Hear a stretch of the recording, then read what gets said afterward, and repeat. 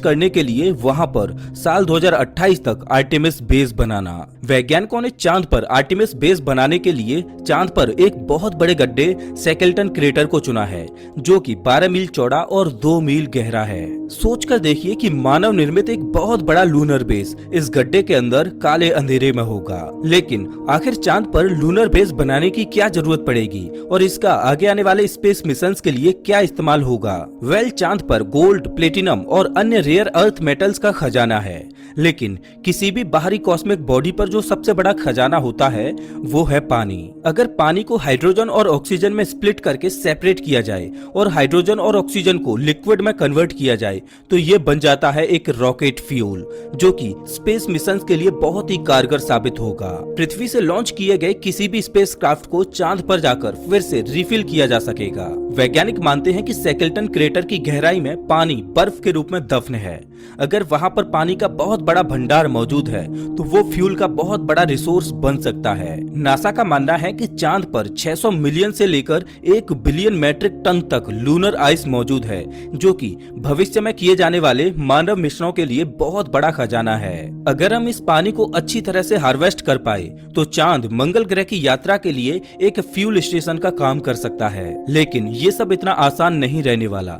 चांद पर lunar base बनाने के लिए बहुत सी चुनौतियों का सामना करना पड़ेगा। आर्टेमिस प्रोग्राम के 4 मेन कंपोनेंट्स हैं।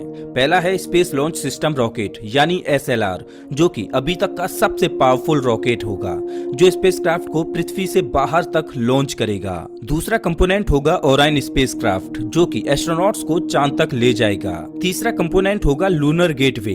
ये एक तरह का छोटा स्पेस स्टेशन होगा जो कि चांद के चारों ओर चक्कर लगा रहा होगा। और इस मिशन का चौथा कंपोनेंट होगा ह्यूमन लैंडिंग सिस्टम, जिसकी मदद से एस्ट्रोनॉट्स चांद की सतह पर उतरेंगे और ये सारे ही सिस्टम एक साथ ऑपरेट होंगे। चलिए अब जानते हैं कि आर्टेमिस प्रोग्राम को अंजाम कैसे दिया जाएगा। आर्टेमिस प्रोग्राम के पहले ही मिशन में एस्ट्रोनॉट्स को चांद पर नहीं उतारा जा सकता, क्योंकि ऐसे मिशंस में बहुत ज्यादा रिस्क होता है। किसी भी मानव मिशन को अंजाम देने से पहले ये सुनिश्चित करना जरूरी होता है कि चांद पर भेजने और वहां से वापस लौटने में जिस टेक्नोलॉजी का उपयोग हो रहा है वो टेक्नोलॉजी ठीक से काम कर भी रही है या नहीं। इसीलिए वैज्ञानिक अनमैन्ड मिशन करते हैं। जब उनमें सफलता मिल जाती है तब जाके इंसानों को भेजने का रिस्क लिया जाता है और उनमें उन्हीं रॉकेट्स और टेक्नोलॉजी का इस्तेमाल किया जाता है जो अनमैन्ड मिशन को अंजाम दे चुकी होती हैं। ऐसा ही वैज्ञानिकों ने चांद पर इंसानों को उतारने के लिए अपोलो प्रोग्राम में किया था।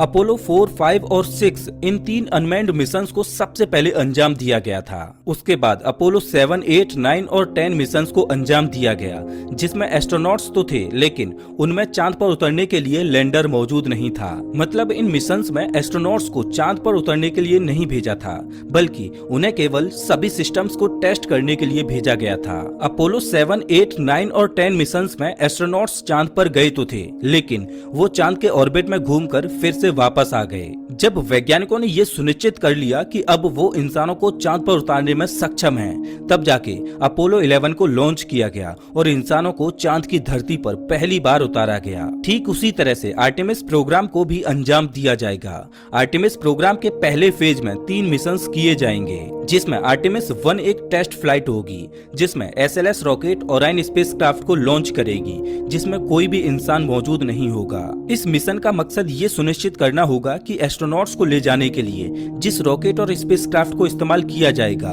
वो उनके लिए सेफ है या फिर नहीं। इस मिशन के दौरान 13 छोटे छोटे सैटेलाइट्स को भी लॉन्च किया जाएगा। आर्टेमिस 1 के बाद आर्टेमिस 2 को लॉन्च किया जाएगा, जिसमें एस्ट्रोनॉट्स को भेजा जाएगा। इस मिशन का मकसद होगा कि ओराइन स्पेसक्राफ्ट का लाइफ सपोर्ट सिस्टम भविष्य में होने वाले मून मिशंस के लिए लंबे समय तक सस्टेन करेगा या नहीं। इस मिशन में 4 एस्ट्रोनॉट्स को लूनर ऑर्बिट में भेजा जाएगा और ये एस्ट्रोनॉट्स वहां पर चांद की परिक्रमा करते हुए 4 दिन बिताएंगे।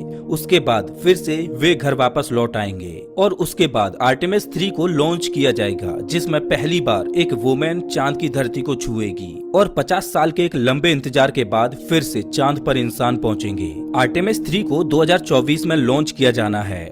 स्पेस लॉन्च सिस्टम यानी SLS को साल 2011 से ही डेवलप किया जा रहा है, जब नासा ने पहली बार आर्टेमिस प्रोग्राम को अनाउंस किया था। ये अभी तक का सबसे पावरफुल रॉकेट है और ये दुनिया का सबसे सुपर हैवी लिफ्ट व्हीकल है। ये इतना पावरफुल है कि एक 32 मंजिला इमारत को भी उछाल कर फेंक दे। एसएलएस का काम होगा ओरायन स्पेसक्राफ्ट को पृथ्वी के ऑर्बिट में ले जाना। पृथ्वी के ऑर्बिट में पहुंचने के बाद काम शुरू होगा ओरायन स्पेसक्राफ्ट का। ओरायन स्पेसक्राफ्ट को 3 पार्ट से मिलकर बनाया गया है, जिसमें से पहला है क्रू मॉड्यूल, जिसमें 6 एस्ट्रोनॉट्स रहकर काम कर सकते हैं और डीप स्पेस ट्रेवल कर सकते हैं। लेकिन आर्टेमिस 3 मिशन में केवल 4 एस्ट्रोनॉट्स ही चांद पर जाएंगे। इसका दूसरा पार्ट है सर्विस मॉड्यूल, जिसमें एस्ट्रोनॉट्स का लाइफ सपोर्ट सिस्टम मौजूद है। सर्विस मॉड्यूल का ही काम होगा क्रू मॉड्यूल में पर्याप्त प्रेशर और ऑक्सीजन बनाए रखना। साथ ही सर्विस मॉड्यूल में एक इंजन भी है, जिसको डीप स्पेस में ऑपरेट किया जाना है। और ओरायन का तीसरा पार्ट है एबॉर्ट सिस्टम। इसका उपयोग मेनली एस्ट्रोनॉट्स की सेफ्टी के लिए है। अगर बाई चांस लॉन्च से लेकर पृथ्वी के ऑर्बिट में प्रवेश करने तक मिशन में कोई गड़बड़ी होती है तो एस्ट्रोनॉट्स इस अबॉर्ट सिस्टम की मदद से अपनी जान बचा पाएंगे। पृथ्वी के ऑर्बिट में एक बार ओरायन के पहुंचने के बाद लोड कम करने के लिए अबॉर्ट सिस्टम को हटा दिया जाएगा, क्योंकि अब ओरायन खुद ही सेफली अबॉर्ट कर सकता है। रॉकेट से अलग होने के बाद ओरायन स्पेसक्राफ्ट चांद की ओर गोली की रफ्तार से भी तेज गति से बढ़ेगा। आर्टेमिस प्रोग्राम को नासा अकेले अंजाम नहीं देने वाला, बल्कि इस मिशन में कुछ अंतर्राष्ट्रीय और प्राइवेट कंपनी भी सहयोगी होंगी। ओरायन स्पेसक्राफ्ट चांद तक तो पहुंच जाएगा, लेकिन ओरायन अपने साथ चांद पर उतरने के लिए लैंडर को नहीं लेके जाएगा। इसीलिए स्पेसएक्स इस मिशन के पहले ही चांद के ऑर्बिट में ह्यूमन लैंडिंग सिस्टम को प्लेस कर देगा। और जब ओरायन स्पेसक्राफ्ट चांद